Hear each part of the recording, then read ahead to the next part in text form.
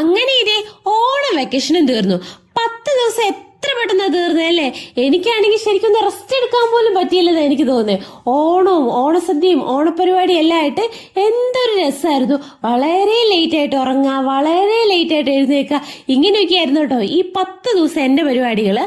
പക്ഷെ ഇനിയിപ്പോ രാവിലെ എഴുന്നേക്കണം, സ്നാക്സ് ഉണ്ടാക്കണം, ഈമുക്കുട്ടിയെ വിളിച്ച് എഴുന്നേൽപ്പിക്കണം, അവളെ റെഡിയാക്കി സ്കൂളിൽ വിടണം.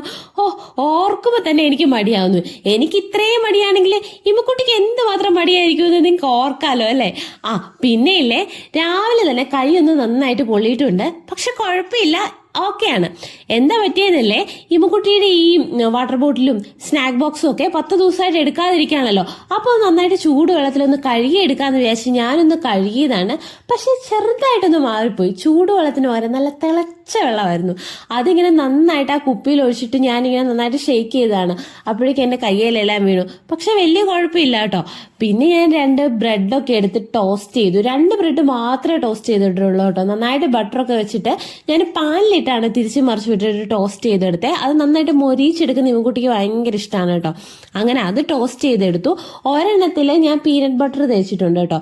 പീനട്ട് ബട്ടർ തേച്ചിട്ട് അവക്ക് അത് ഇവിടുന്ന് കഴിക്കാനാണ്, വീട്ടിൽ നിന്ന് കഴിക്കാൻ വേണ്ടിയിട്ട് പീനട്ട് ബട്ടറൊക്കെ തേച്ച് സെറ്റാക്കി വെച്ചിട്ടുണ്ട്. കാപ്പിയുമാണ് കേട്ടോ അവള് രാവിലെ കുടിക്കുന്നത്. പിന്നെ കൊണ്ടുപോകാൻ വേണ്ടിയിട്ട് ഞാൻ ആ കഴുകി വെച്ച പാത്രങ്ങളൊക്കെ നന്നായിട്ട് തുടച്ചൊക്കെ എടുക്കുന്നുണ്ട് കേട്ടോ.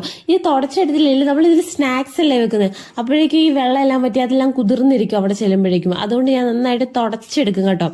പിന്നെ ഒരു ബ്രെഡ്, 2 ബ്രെഡ് ആയിരുന്നല്ലോ, അപ്പൊ അതിൽ ഒരു ബ്രെഡ് ഞാനിങ്ങനെ കട്ട് ചെയ്തിട്ട് ഈ സ്നാക്ക് ബോക്സിൽ വെച്ച് കൊടുക്കാറുണ്ട്. പിന്നെ ഇവർക്ക് ക്രൻബെറി അങ്ങനെയുള്ള ഈ ഡ്രൈ ബെറീസ് ഒക്കെ ഭയങ്കര ഇഷ്ടമാണ്. അപ്പൊ ഞാൻ ഡ്രൈ ക്രൻബെറി വാങ്ങിയിട്ടുണ്ടായിരുന്നേ.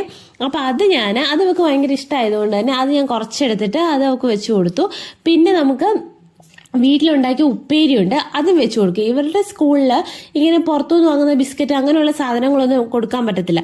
അതുകൊണ്ട് ഞാൻ ഇങ്ങനെ എന്തെങ്കിലും സ്നാക്സ് ഒക്കെ ഉണ്ടാക്കി കൊടുത്തു വിടുകയാണ് കേട്ടോ ചെയ്യുന്നത്. അതുകൊണ്ട് രാവിലെ അത് എന്തുണ്ടാക്കും എന്നുള്ളൊരു ടെൻഷനും ഉണ്ട് കേട്ടോ. അങ്ങനെ ഞാൻ അവളുടെ സ്നാക്ക് ബോക്സ് ഒക്കെ റെഡിയാക്കി. അവൾ ഉച്ചയ്ക്ക് വരും, അതുകൊണ്ട് സ്നാക്സ് മാത്രമേ നമ്മൾ കൊടുത്തു വിടുള്ളൂ കേട്ടോ.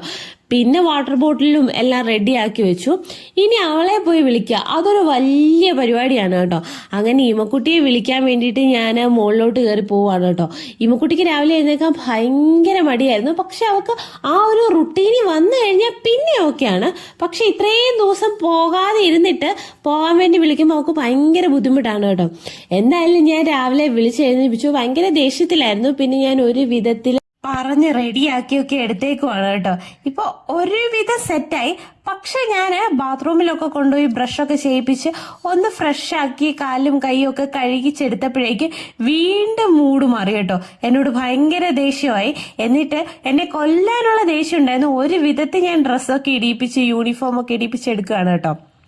പിന്നെ ഞാൻ ഫുഡൊക്കെ കൊടുത്തു. കഥയൊക്കെ വായിച്ചൊക്കെ പറഞ്ഞും ഒക്കെ ആണ് കേട്ടോ ഫുഡൊക്കെ കൊടുക്കുന്നത്. അപ്പോഴേക്കും ആള് വീണ്ടും ഓക്കെ. ഞാൻ പിന്നെ വേഗം പോയി റെഡിയായി കേട്ടോ. സ്കൂളിലേക്ക് നമ്മൾ കൊണ്ടുവിടുകയാണ് ചെയ്യുന്നത്. ഇവിടെ അടുത്താണ് കേട്ടോ. അങ്ങനെ ഞങ്ങൾ സ്കൂളിലേക്ക് പോകുന്ന വഴിക്ക് വണ്ടിയിൽ പാട്ടൊക്കെ വെച്ച് ഒന്ന് ചെറുതായിട്ട് വൈബാക്കിയൊക്കെ പോവാണ് കേട്ടോ. അല്ലെങ്കിൽ അവൾക്ക് ദേഷ്യം വരും. എന്നിട്ട് സ്കൂളിൽ കൊണ്ട് വിട്ടു. ആള് വലിയ കുഴപ്പമില്ലായിരുന്നു, ഓക്കെ ആയിരുന്നു. പിന്നെ തിരിച്ചു വരുന്ന വഴിക്ക് ചിക്കനൊക്കെ വാങ്ങി ഞങ്ങളിങ്ങ് പോകുന്നു കേട്ടോ.